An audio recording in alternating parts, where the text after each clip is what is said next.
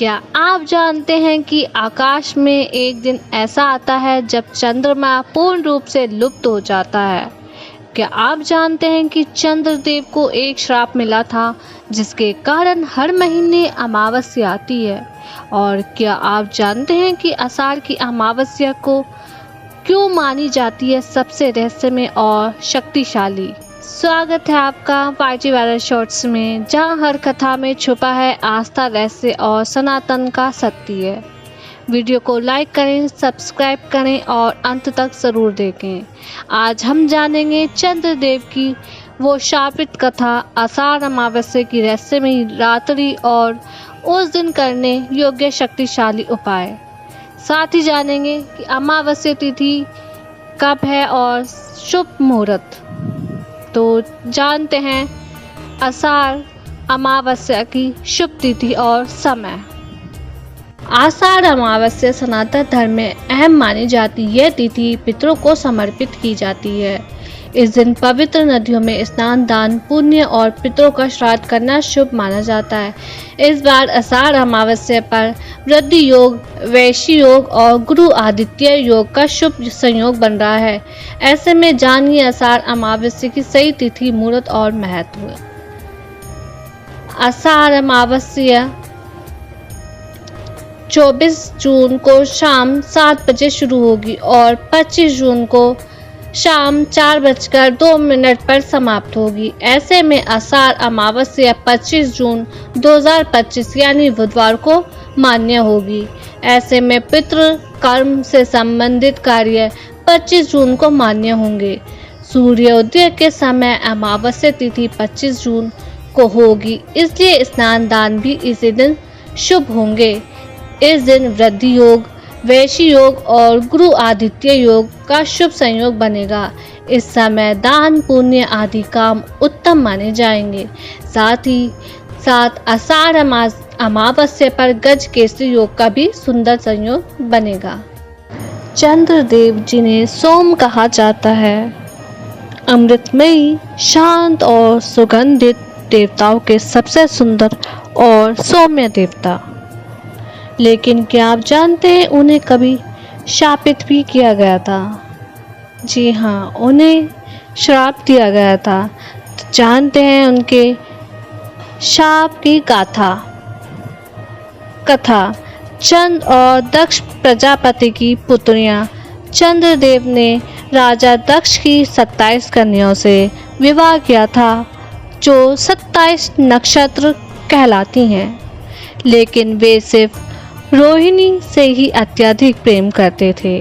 बाकी पत्नियों ने जाकर अपने पिता दक्ष से शिकायत की। दक्ष ने क्रोधित होकर चंद्र को श्राप दिया, जा अब तू श्रेय योग से ग्रस्त हो जाएगा और तुझे क्षीण होना पड़ेगा। दक्ष कहते हैं, हे चंद्र, तूने मेरी अन्य कन्याओं का अपमान किया है, तुझे अब दिन प्रतिदिन क्षीणता प्राप्त होगी। श्राप के प्रभाव से चंद्रदेव का तेज धीरे धीरे घटने लगा। देवताओं में चिंता बढ़ गई। अंततः वे भगवान शिव की शरण में गए। देवता कहते, हे त्रिपुरारी, हे शंभो, हमारी सहायता करें, चंद्र का तेज लुप्त हो रहा है। शिव जी ने करुणा दिखाई और चंद्र को अपने जटाओं में धारण कर लिया और वर दिया कि चंद्र हर माह क्षीण होगा और फिर पुनः पूर्ण होगा। ये अमावस्या से पूर्णिमा तक का चक्र कहलाएगा। इसलिए हर माह चंद्र घटते घटते आषाढ़ अमावस्या को पूर्णतः लुप्त हो जाते हैं और इसी कारण इस दिन का रहस्यमय माना जाता है। आइए अब जानते हैं एक और पौराणिक कथा, वशिष्ठ ऋषि और पितरों की करुण पुकार। सप्त ऋषियों में एक वशिष्ठ ऋषि, तपस्वी, ज्ञानी और ब्रह्म ज्ञानी। एक रात्रि वे गहन ध्यान में लीन थे। ध्यान की उस गहराई में उन्होंने देखा पितृलोक और वहां फैला हुआ एक अजीब सा हाहाकार। वहाँ उनके ही वंशज, उनके पितृ उदास थे, कष्ट में थे। वे जल की एक बूंद के लिए तरस रहे थे, एक तड़पण की प्रतीक्षा में थे। हे ऋषिवर वशिष्ठ, हमारे वंशज हमें विस्मृत कर चुके हैं। न किसी ने जल दिया है, न तर्पण, न श्राद्ध। हम भूखे हैं, अतृप्त हैं, हमारी आत्मा भटक रही है। तब ऋषि वशिष्ठ का हृदय द्रवित हो गया। उन्होंने उसी क्षण संकल्प लिया कि आषाढ़ अमावस्या को वे अपने समस्त पितरों का विधि पूर्ण तर्पण करेंगे। ऋषि वशिष्ठ विधि पूर्वक स्नान, तर्पण, पिंडदान, ब्राह्मण भोजन और दीपदान के बाद उन्होंने सच्चे हृदय से पितरों से क्षमा मांगी और तभी वायुमंडल में दिव्य आभा फैल गई। उनके पितृ प्रकट हुए और बोले, हे वशिष्ठ, तुमने हमें तृप्त किया है। अब तुम्हारे कुल में सुख, समृद्धि और संतान की वृद्धि होगी। सुन लो, आज जो भी मनुष्य आषाढ़ अमावस्या को श्रद्धा से तर्पण करेगा, उसके कुल के समस्त पितृ प्रसन्न होंगे और उसे किसी पितृ दोष का भय नहीं रहेगा।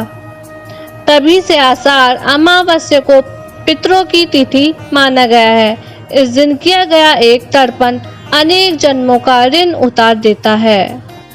आषाढ़ अमावस्या पर क्या करना चाहिए और क्या नहीं, आइए जानते हैं। पवित्र स्नान और तीर्थ स्थान। इस दिन सुबह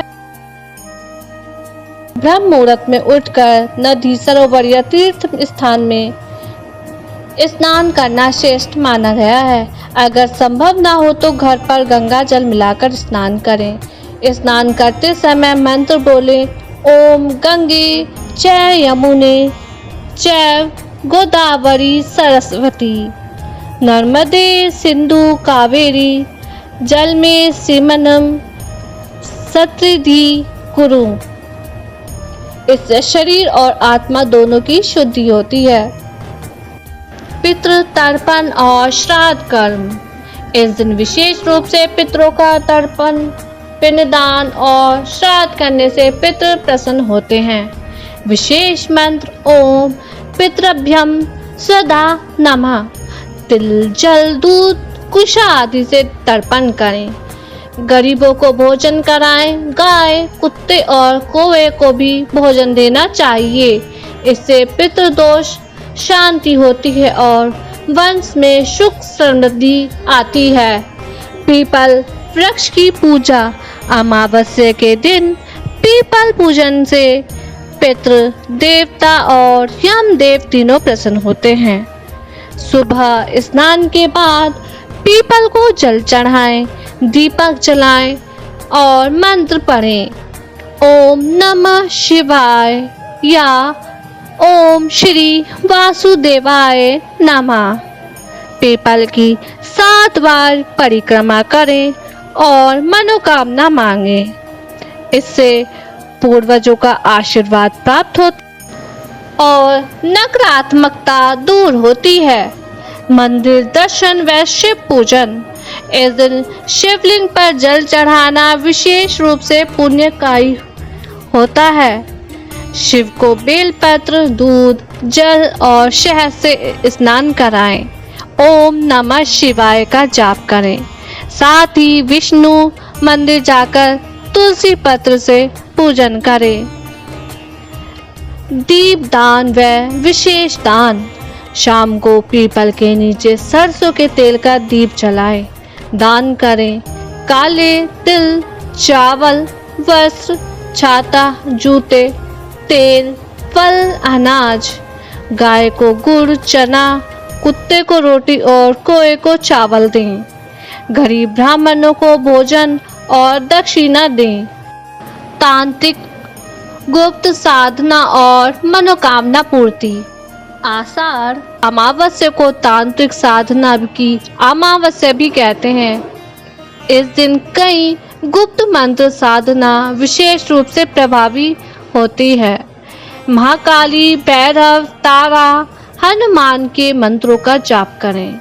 रात को एकांत में दीप जलाकर साधना करें। हनुमान जी को चमेली का तेल, सुंदर लड्डू अर्पण करें। मंत्र: ओम ऐं ऐं क्लीं चामुंडाय विच्चे और ओम हनुमते नमः मंत्र का जाप करें। बुरी शक्तियों से बचाव के लिए कुछ उपाय कराएं, जैसे आषाढ़ मास की अमावस्या की रात बुरी शक्तियां सक्रिय रहती हैं। बचाव के लिए मुख्य द्वार पर नींबू, 7 मिर्ची और लौंग लटकाएं। घर के हर कोने में कपूर और गुग्गल जलाएं। सोते समय तकिए के नीचे लौंग रखकर सो सकते हैं। व्रत व पारिवारिक कल्याण हेतु उपाय: इस दिन व्रत रखने से वंश वृद्धि, धन संपत्ति और सुख शांति मिलती है। महिलाएं संतान सुख और पति की दीर्घ आयु हेतु व्रत करती हैं। परिवार के सुख के लिए घर में हवन करें, विष्णु सहस्त्र नाम का पाठ करें, तुलसी पर जल चढ़ाएं। संस्कारों की भूमि भारत में हर तिथि, हर पर्व सिर्फ दिन नहीं बल्कि एक अवसर होता है आत्मा की शुद्धि का, पितरों की कृपा पाने का और दिव्यता से जुड़ने का। आज आपने जाना आषाढ़ अमावस्या पर किए जाने वाले उन सभी कर्मों को जो न केवल हमारे पूर्वजों को तृप्त करते हैं बल्कि हमारे जीवन के दोष, दुख और अंधकार को भी मिटाते हैं। तो आइए इस शुभ तिथि पर एक संकल्प लें, पितरों को स्मरण करें, धर्म को अपनाएं और आध्यात्मिक जीवन की ओर एक कदम आगे बढ़ाएं। अगर यह जानकारी आपके लिए उपयोगी रही तो कृपया वीडियो को लाइक करें, कमेंट करके बताएं कि आप आषाढ़ अमावस्या पर कौन सा विशेष कार्य करते हैं। और ऐसे ही ज्ञान और श्रद्धा से भरे वीडियो के लिए हमारे चैनल YT वायरल शॉर्ट्स को ज़रूर सब्सक्राइब करें। बेल आइकन दबाना ना भूलें ताकि अगली रहस्यमय और भक्ति भाव से भरी कथा आप तक सबसे पहले पहुँचे। जय श्री राम, जय महाकाल। पितृ देवताओं को नमन। ओम नमः शिवाय।